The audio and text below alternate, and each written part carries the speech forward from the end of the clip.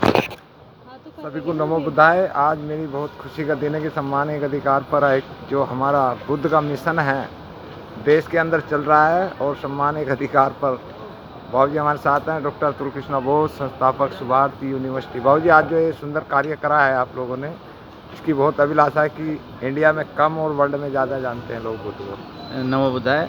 मैं बहुत प्रसन्न हूँ कि आप यहाँ पर हमारे हर कार्यक्रम में आप कवरेज कर रहे हैं और आप ये बुद्ध के संदेश को पूरे भारत के अंदर फैला रहे हैं। ये बड़ा एक कई बार जब हम सोचते हैं तो हमारा पीड़ा होती है, कष्ट होता है कि जो एक प्यार मोहब्बत का, करुणा का, मैत्री का संदेश भारत से निकला, तथागत बुद्ध ने दिया, वो संपूर्ण विश्व में फैला।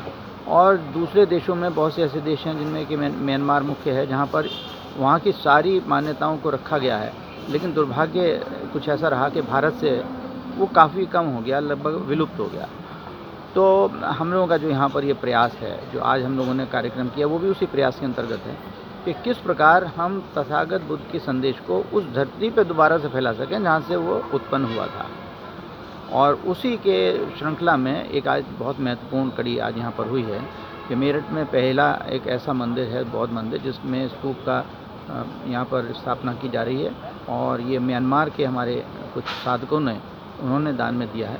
और आज उसका जो पहला कार्यक्रम है उसका, जिसको हम एक तरह से कह सकते हैं, अंग्रेजी में एनश्राइनिंग सेरेमनी बोलते हैं, लेकिन समझने के लिए हम कह सकते हैं जैसे कि किसी मंदिर की प्राण प्रतिष्ठा होती है, तो इस प्रकार से आज उसको यहाँ पर एनश्राइनिंग सेरेमनी की गई है। और अगले चरण में इसमें मुख्य स्तूप को यहाँ पर स्थापित किया जाएगा, वो अक्टूबर में होगा।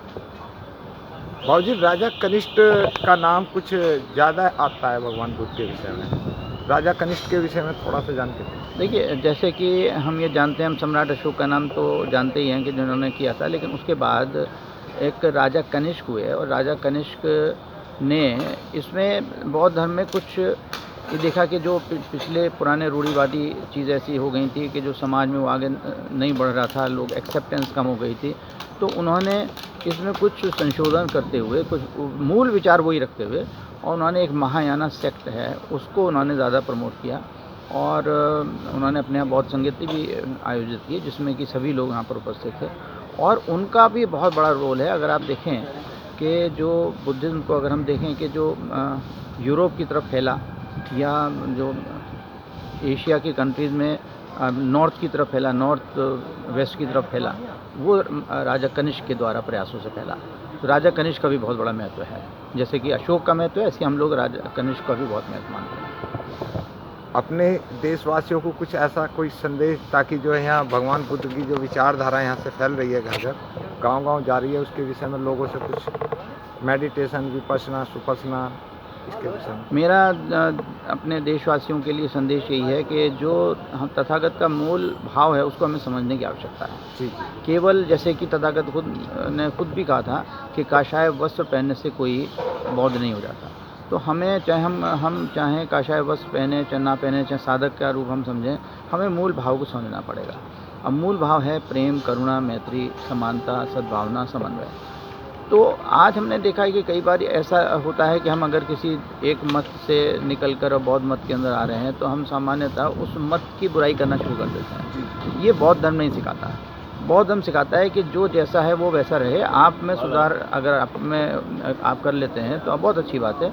आप अपने जीवन को अच्छा बनाइए, और अपने जीवन को ऐसा बनाइए कि जो दूसरों के लिए उपयोगी हो। अपने लिए तो हो ही हो, और दूसरों के लिए भी उपयोगी हो।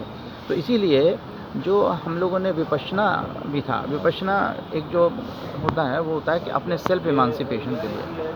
तो हमने उसको थोड़ा सा उसमें परिवर्तन करके उसको विपश्यना किया है, जिसमें हम कहते हैं कि आप केवल अपने चित्त को परिशुद्ध ही ना करें, लेकिन अपने चित्त को परिशुद्ध करने के बाद जो उसमें आप में अच्छे गुण पैदा हों, उसका लाभ आप पूरे समाज को पहुंचाएं। और हमें देखिए, एक मेरा संदेश अपने देशवासियों के लिए ये भी है कि हमें सबसे ऊपर ये ध्यान रखना ही होगा कि हम कोई ऐसा काम नहीं करें जिससे हमारा देश कमज़ोर हो। क्योंकि हमारा देश मजबूत है तभी हम अपने विचारों को पूरे देश के अंदर ही नहीं, दुनिया के अंदर फैला पाएंगे। तो यही मैं चाहता हूँ कि मेरठ की धरती से ये जो बौद्ध धर्म है और जो बौद्ध मान्यता है, ये पुनः जागृत हो, पूरे देश के अंदर फैले। और मेरठ में जैसे कि हम स्वतंत्रता आंदोलन के रूप में हम प्रथम स्वतंत्रता आंदोलन की बात करते हैं तो कहते हैं मेरठ से आरंभ हुआ। तो ये पुनर्जागरण जो पूरे हिंदुस्तान के अंदर उत्पन्न हो, ये मेरठ की धरती से बड़े रूप में हो। बहुत बहुत धन्यवाद साहब का, क्योंकि हमारे लिए इससे बड़ी खुशी की बात नहीं है कि सम्मान एक अधिकार को बाइट दे रहे हैं डॉक्टर कृष्णा बोस जी। तो बहुत बहुत धन्यवाद बाबू जी। नमो बुद्धाय। नमो। बहुत